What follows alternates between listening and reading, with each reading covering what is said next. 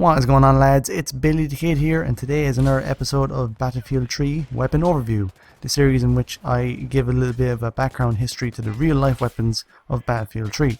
Now in today's episode, as you can see, we're going to be covering the G-36C, and this has to be one of my favourite engineer weapons. It is a beast of a carbine, and as you can see, I'm playing on TDM on Noshahar canals, or as I like to call it, nose hair canals.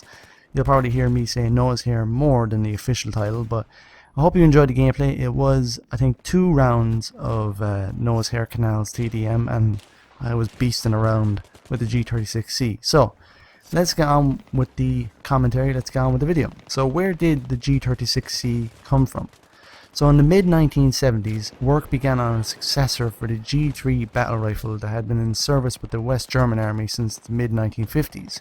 They wanted to get a new weapon to replace this weapon, but after several designs failed and there was a lot of budget cuts in the 1970s, the project stalled and basically it was stopped. And the G3 remained the primary rifle for the West German army.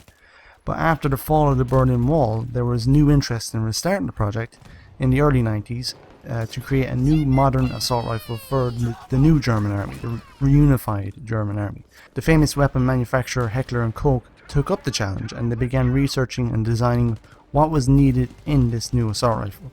So the German army said this new weapon needs to be light, it needs to be user friendly, it needs to be chambered for the 5.56 by 45mm NATO round.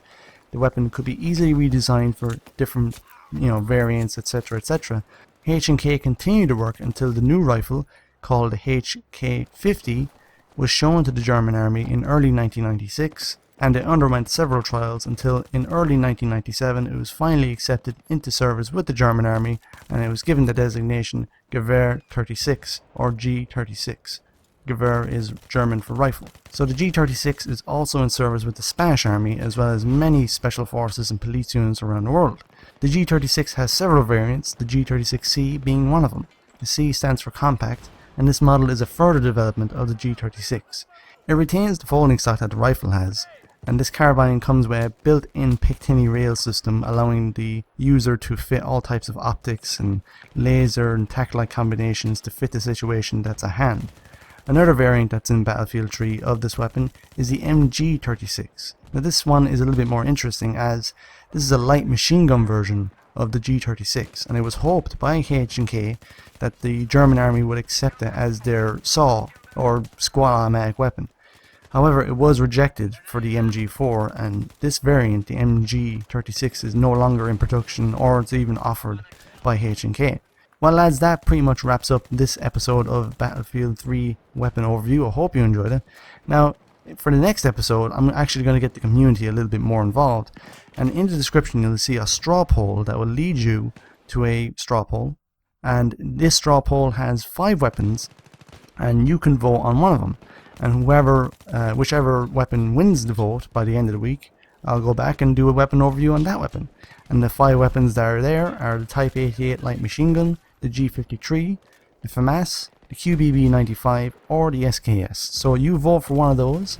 I'll check at the end of the week. Whichever one has the highest votes, I'll do that weapon for the next episode of Battlefield 3 Weapon Overview.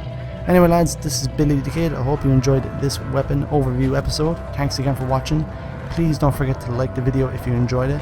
Please don't forget to leave your feedback in the comment section below. And thanks again for watching, lads. This is Billy the Kid, and I'll see you again.